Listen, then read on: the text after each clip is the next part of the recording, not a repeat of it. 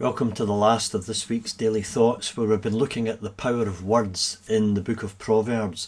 Death and life are in the power of the tongue, says Proverbs 18:21.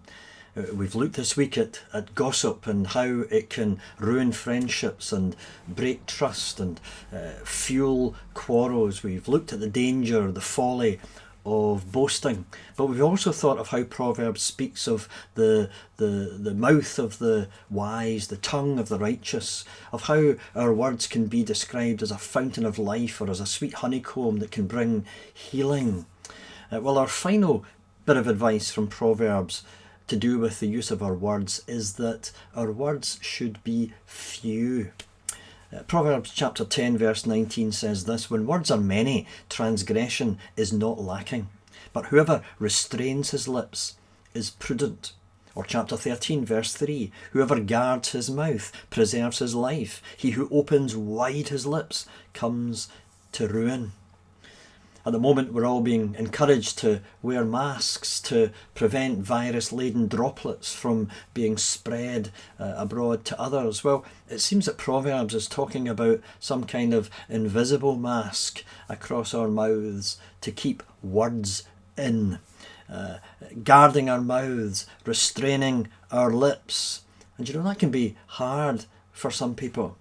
It seems that when we're toddlers, the great task before us is to learn how to talk. And when we're adults, the more difficult challenge seems to be learning how to be silent. Proverbs chapter 17 verse 28, "Even fools are thought wise if they keep silent, and discerning if they hold their tongues."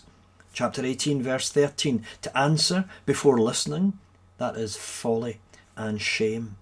Chapter 29 verse 20, "Do you see someone who speaks in haste? There is more hope for a fool than for them." There's quite a few references to fools in there, and it reminds me of something Abraham Lincoln once said: "Better to remain silent and be thought a fool than to speak out and remove all doubt." How many times have you spoken too soon? How many times have you put your foot in it, as we say?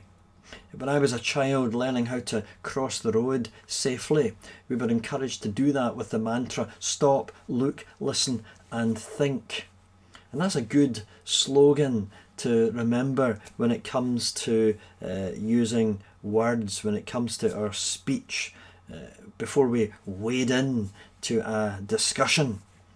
There may be situations where we need to reflect and give thought to what others are saying, give more time for someone to have a fair hearing, to perhaps be in the midst of a heated discussion when we need to allow tempers to cool.